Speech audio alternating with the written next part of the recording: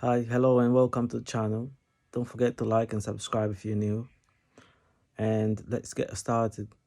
Newcastle 2, Man United 0. A terrible performance by Man United. One of the worst performances I've ever seen under Ten Hag. Really disappointing result and disappointing performance.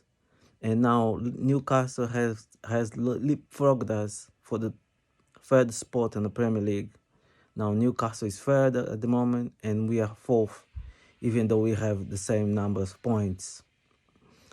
Well, when I looked at that lineup and I saw, of course, Casemiro is missing through suspension, but one thing that concerned me from the beginning was that Fred was not in the starting lineup.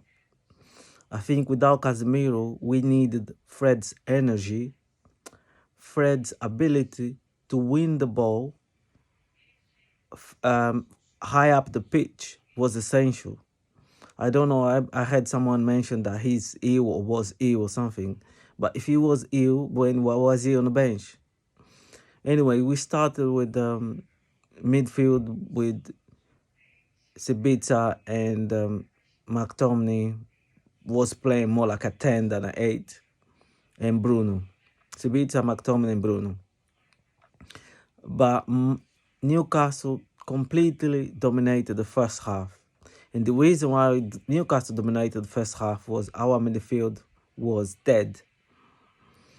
We didn't have any control of the game whatsoever. In fact, Newcastle should have been at least 2-0 up in the first half. But the most shocking thing was Ten Hag didn't make any changes at halftime. We were supposed to be losing the game in the first half. We got away with it. Make some changes. Change that midfield. Bring Fred on. Do something. Ten Hag hasn't changed. And Ten Hag is also partly to blame for the defeat. Don't get me wrong, I like Ten Hag. I think he's a fantastic manager. I want him to succeed. But today, he got so many things wrong. And then Newcastle scored the first goal.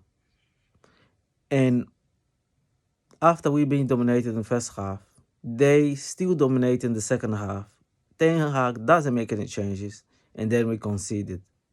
It was clear that the fullbacks needed help. And then what Ten Hag does, he takes Anthony off, who is a winger who can track back, who can help the fullback, and he puts Sancho on. I have nothing against him putting Sancho on, but my problem is Sancho can play on the left, on the right. Newcastle's main threat was through the left, where Sam Maximan was playing against Dalot. Now, Dalot needed a bit of help. If you're going to put Sancho on, put him on the left. And he kept Rashford on. I understand why he kept Rashford on, even though Rashford wasn't doing anything, because Rashford has the ability to score, go out, nothing. However, that doesn't happen all the time. We were being hammered by Newcastle. And Rashford was injured a few days ago. Now, it would make more sense to me.